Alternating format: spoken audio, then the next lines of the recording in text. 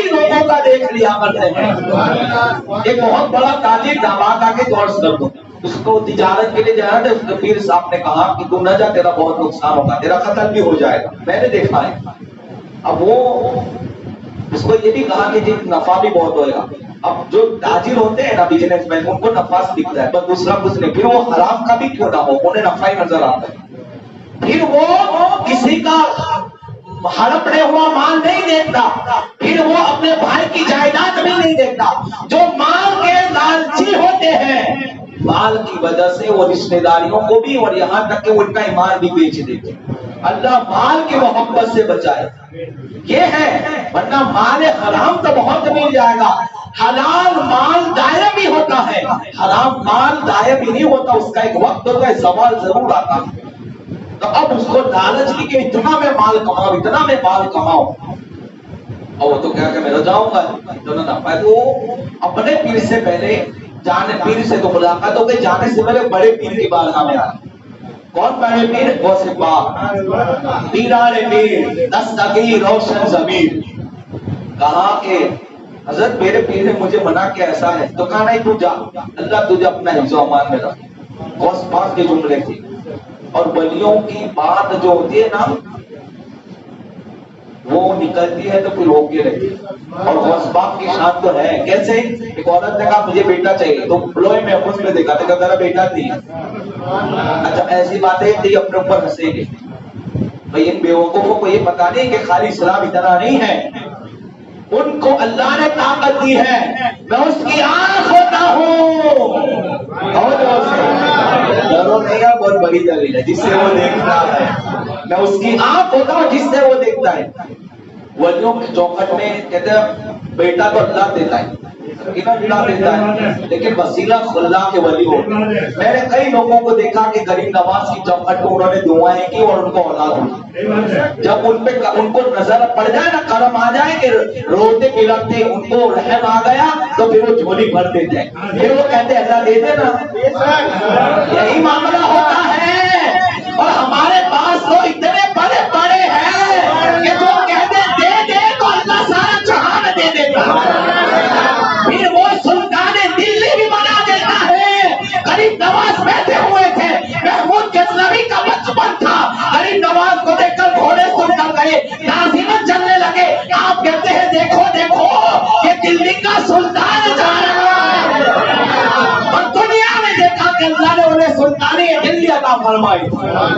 پھر ان کی زبان سے نکل لاتے, پھر وہ شہید دادا کی چوکھٹ تو جا کے مانگو, سجدہ حرام ہے. سنو, وہاں جو کام ہوتے ہیں وہ سنیت کے, اہل سنت والجماعت کا کوئی تعلق نہیں ہے. وہ خرافات ہمارے علماء نہ ہمارا مسئلہ بیان کرتا ہے. وہاں ثواب کرنا, وہاں سجدہ کرنا, وہاں اپنی پیشانیوں کو جھکانا, یہ جائز. آپ دعا کرو کہ اللہ دے دے ان کے صدقے میں. ان کو کہے کہ آپ ہمارے لیے بجلی بنوا دیں, تو اب کہتے ہیں تیرے پاس تو تیری قسمت میں تو بیٹا ہی نہیں ہے. تو وہ بھی کہتی ہے وہ تاریخ تو آتی کہاں سے, مجھے بھی پتا نہیں ہے, تو آپ دلوائیں گے. تو تقدیر کی بہت سی قسمیں ہیں. کچھ تقدیر ایسی ہے کہ جو بندوں کی دعاؤں سے بدلتی ہے. وہ کہتی ہے کہ مجھے پتا ہے کہ نہیں ہے, تبھی تو آپ کے پاس آئے ہوں بڑے پیر, مجھے یقین ہے آپ دلوائیں گے. پھر کیا تھا, میرے باس نے کہا ٹھیک ہے جا تیرے گھر ہوں گے, ایک نہیں اللہ نے اس کو 1 ڈزن بیٹے عطا فرمائے. 12 بیٹے دے دیں. یہ ہے غوث پاک کی رضی اللہ تعالیٰ کا مقام. تو عرض یہ کر رہا تھا کہ کون سی بات عرض کر رہا تھا, درود شریف پڑھ, اللہم صلی علی سیدنا محمد کما تحب و ترضی بنا صلی علیہ. زبان والی بات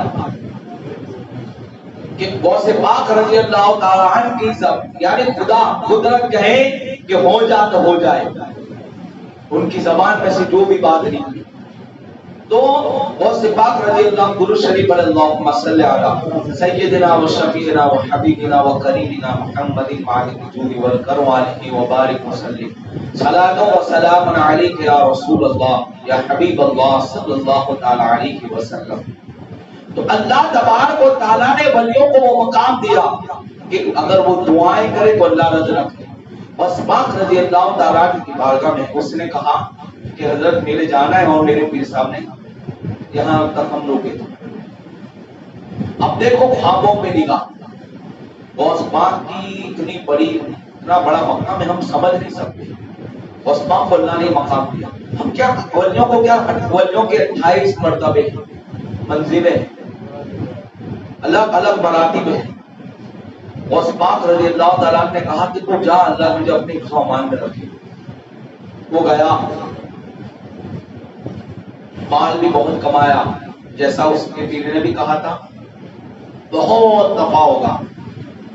ایک ہے انسان کو دیکھ کر اس کی بگڑی بنانا.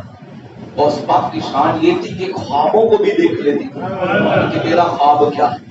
یہ شان ہے بڑے پیر روشن زمین غوث اعظم رضی اللہ تعالیٰ کی. وہ گیا، مال کمایا، راستے میں یہ ہوا کہ ایک جگہ مال بھول گیا اور دوسری مسجد پہ ٹھہرا اور سو گیا. خواب میں دیکھا اس کا مال لوٹ رہے گنڈے، اس کے جسم کے ٹکڑے ٹکڑے کر رہے ہیں، وہ مر رہا ہے.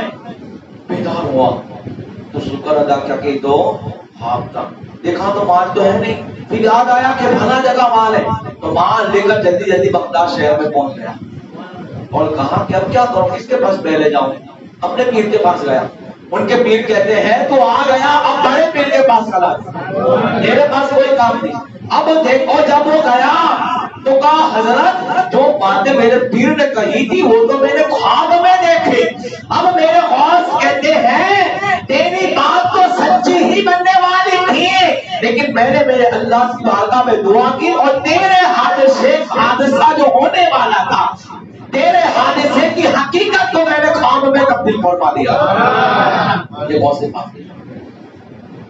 اور ہم غوث پاک کو نہیں پکارتے ابھی یعنی ہم جو عقیدہ رکھتے ہیں ایسا عقیدہ پہلے بھی تھا.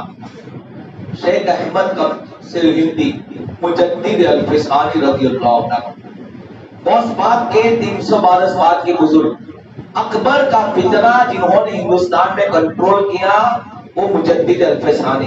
اس کو یاد رکھنا، جیسے امام اہل سنت اپنے زمانے کے اندر مجدد تھے اسی طرح آپ بھی مجدد تھے. اکبر کا فتنہ مجدد الفسانی نے روکا، دین الہی لے کر آیا تھا اکبر، اللہ کی توحید پر اور اللہ تبارک تعالیٰ کی ذات پہ. جب انہوں ایسے لوگوں نے انگلیاں اٹھائی تو اللہ نے مجدد الفسانی کو بھیجا. فتنہ اکبر کو ختم کرنے والے مجدد الفسانی ہے. توحید کو بلند کرنے والے اس زمانے کے اندر دو خدا کی بات ہو رہی تھی تو توحید کو اور توحید اور شرک میں فرق بتانے والے مجدد الفسانی. آج یہ لوگ کہتے ہیں توحید پر ہمیں، ہم پہلے توحید ہے.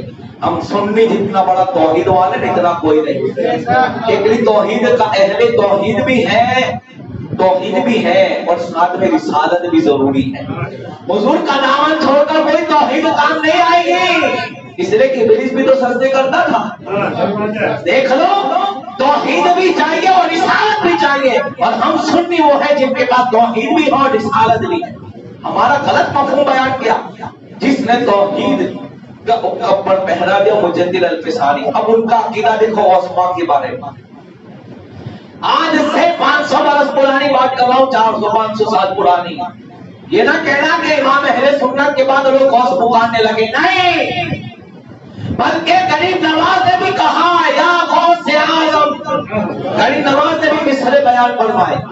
آپ نے بھی غوث پاک کو عبد القادر جیلانی یہ بیان کرتے، حضرت شیخ عبد القادر جیلانی رضی اللہ تعالیٰ، ارے کھول کر کے غوث اعظم رضی اللہ تعالیٰ. اس لیے کہ یہ عقیدہ جس نے 90 نام کو کلمہ بنایا انہوں نے ہمیں عطا فرمایا. کسی کے گھر کا عقیدہ نہیں ہے، بلکہ غریب نواز کہتے ہیں یا غوث اعظم. اور مجدد الفسانی بھی کہتے ہیں، کیا کہتے ہیں، ان کے بیٹے ایک جگہ سیکھنے کے لیے جاتے تھے تو ان کے ایک بار ایسا ہوا کہ ان کے سر یعنی اسٹوڈنٹ وہ تھے، ان کے بچے ان کے استاد آ گئے ملنے کے لیے مجدد الفسانی کو. دیکھو ولی کی نگاہ، انہوں نے ان کے اوپر توجہ نہیں دی، ملاقات بھی نہیں کی، واپس چلے گئے. ان کے بیٹوں نے کہا ابا یہ کیا کہ ہمارے استاد اتنی دور سے ملنے کے لیے آئے اور آپ نے ان کو بھیج دیا، نہ ملاقات کی، نہ سلام، نہ دعانے کا، نہ مصافحہ. تو کہا میں کیا کروں، اس کی پیشانی پہ لکھا تھا کہ وہ جہنم میں جائے. یہ ہے ولی کی نکاح. اور خود محقق علی الاطلاق عبدالحق محدث دہلوی کہتے ہیں کہ ولی کی طاقت مثال کے بعد اور بڑھ جاتی ہے. یہ محقق علی الاطلاق کا عقیدہ ہے. کہا کہ میں کیا کروں، اس کے پیشانی پہ لکھا تھا. بچوں نے کہا ابا کچھ کرے، ان کے لیے کچھ بھی کرے کہ میرے ہمارے جن کے پاس ہم جاتے ہیں وہ جنت ہی ہو جائے، وہ جنت میں چلے جائے، وہ جنت میں جائے. اب دیکھو محقق مجدد الفسانی کا عقیدہ دیکھو، جس نے ہندوستان میں توحید کا ڈنکا بجایا. ہاں تو تھا بھی نہیں. اکبر کا دین الہی کے فکرے کو اپنے پیروں کے نیچے ڈالنے والے مجدد الفسانی تھے، جنہوں نے دین کی حفاظت کی. اور 400-500 سال پرانا زمانہ ہے آپ کا، یا 300 سال پرانا، ابھی کی بات نہیں کر رہا ہوں. اب دیکھو بچے پیروں میں پڑ گئے، کہتے ہیں بھائی کے لیے کچھ کرے. آپ نے ان کی تقدیم تو پڑھ لی، تو کیا کہتے ہیں مجدد الفسانی کہ بیٹا سنو سنو، تقدیر تو ہم بتاتے ہیں، تقدیر بدلنا میرے خاص کا کام ہے. تقدیر ہم دیکھتے ہیں، بدلنا میرے خاص کا کام ہے. تو کہا ابا کچھ کرے. تو کہا رات کے وقت میں غوث پاک کی بارگاہ میں دعا کروں، میں غوث پاک سے کہوں گا. اب دیکھو یہ مثال کے بعد کی شان و تصرفات، وہ طاقت و قوت کا عالم یہ ہے. رات کا وقت ہوتا ہے، کہتے ہیں یا غوث یہ میرے بیٹوں کے پڑھانے والا ہے، اس پہ نظر کرم کرے، نگاہیں ملائے ڈالے. یہ دعا کرنے کی. دوسرے دن جب وہ آئے گلے سے لگا لیا، معانقہ کیا، مصافحہ کیا. بچے کہتے ابا کیا بات ہے، کل تو آپ نہیں دیکھ رہے تھے، کل تو کہہ رہے تھے کہ ان کی پیشانی پہ یہ لکھا ہے. تو کہتے ہیں کیا کروں، جب میں نے غوث پاک رضی اللہ تعالیٰ عنہ کی طرف توجہ کی اور آپ سے جب میں نے یہ کہا کہ ان کی تقدیر کے حوالے سے کچھ کرے، تو میرے غوث نے پوری رات ان کے حوالے سے تقدیر کو ایسا بدلا کہ اب ان کی پیشانی کو وہ نشان نہیں ہے جو کل نشان تھا کہ جہنم میں جائیں گے، بلکہ اب لکھا ہے کہ یہ جنتی ہے. یہ ہے غوث پاک. اور یہ کون کہہ رہا ہے؟ مجدد الفسانی کہہ رہا ہے. ان کا عقیدہ بیان کر رہا ہوں. احمد کبھی رفاعی رضی اللہ تعالیٰ عنہ، شیخ احمد کبھی رفاعی، جن کا سلسلہ رفاعیہ عرب میں بہت بڑے مشہور اللہ کے ولی ہیں. ان کی شان یہ ہے، سنو سنو، ان کا زمانہ بھی 800 سال پرانا ہے. لوگ کہتے ہیں یہ تو ابھی کی 50-60 برس کے سنی. نہیں، سنی تو اتنا پرانا ہے کہ ہمارے رشتے تو غوث پاک اور غریب نواز سے ملتے ہیں. تیرا رشتہ تو حسن بھوپالوی سے ملتا ہوگا یا تو تھانوی سے ملتا ہوگا، لیکن ہمارے نسب اٹھا کر دیکھو، ہماری جماعت میں غوث پاک ہے. تیری جماعت میں غوث پاک کون ہے؟ ہماری جماعت میں غریب نواز ہے. تیری جماعت کا دکھا دے. اس لیے کہ انگریزوں کی پیٹ پر جو فرقے بنتے ہیں ان کے نسب نہیں ہوتے، اور جو مدینہ کی راجدھانی سے بنتے ہیں ان کے نسب اور سلسلے تو غوث پاک سے مل کے نظر آتے ہیں. تمہیں انگریزوں نے بنایا، ہمیں غوث پاک نے بنایا. تمہارا سلسلہ تو یہاں تک کہ آگے کوئی دکھا نہیں سکتا. یہ ہے ہماری جماعت کی شان. اور جس میں اللہ کے بڑے بڑے ولی اور بزرگان دین ہیں. احمد کبیر رفاعی کہتے ہیں. کیا کہتے ہیں؟ کون احمد کبیر رفاعی؟ جب بھی وہ اپنے گھر سے حضور کو سلام کہتے تھے تو جواب سنائے دیتا تھا. اتنی دھنکا نہیں، گھر سے سلام کرے. لوگ کہتے ہیں نا سلام کو آواز پڑھنے کی یا نہیں پڑھنے کی. میں کہا آج کا موبائل سلام مدینہ سنا سکتا ہے، کال کرو تو یہاں کے سلام مدینہ سنا سکتی ہے. تو یہ انگریز کے بنائے ہوئے آلہ پہ بھروسہ ہے اور خدا کے ولیوں اور نبیوں کی طاقت پہ بھروسہ نہیں. یہ تیرا عقیدہ ہے کہ ہمارا، اور ہمارے عقیدے کو تو یہ موبائل ثابت کرتا ہے. کیسے جاتی ہے؟ تو میں کہتا ہوں جیسے موبائل کی جاتی ہے، موبائل کی آواز پہنچتی ہے تو ہمارے سلام کو فرشتے لے جاتے ہیں. احمد کبیر رفاعی رضی اللہ تعالیٰ عنہ کی شان یہ تھی کہ جب بھی سلام کرو تو حضور کا جواب آتا تھا. اور جب مدینہ پہنچے، بس آخری بات، آج تو نہیں لوگا ٹائم، باقی کی گفتگو آنے والی جمعہ. جب پہنچے مدینہ منورہ تو کہا یا رسول اللہ سلام کا جواب تو مل گیا. میں تو آپ سے مصافحہ کر کے جاؤں گا. لوگ کہتے ہیں مر کے مٹی میں مل گئے. تو زندہ ہے واللہ، تو زندہ ہے واللہ. میرے امام نے جو بات کہی وہ 800 سال کے بزرگوں کا بھی عقیدہ ہے. باقی ایسا کیسے کہتے کہ ہاتھ باہر نکال؟ یہ ہے ہمارا عقیدہ. یارو ہمارے پاس بہت بڑا خزانہ ہے، ہماری عوام سیکھتی نہیں ہے، ورنہ اتنا بڑا خزانہ ہے کہ جو یہ کہے کہ مر کے مٹی میں مل گئے تو یہ کیا ہے؟ محکمہ دفاع کا عقیدہ. کہتے ہیں کہ یا رسول اللہ اب آیا ہوں تو مصافحہ کر کے جاؤں گا.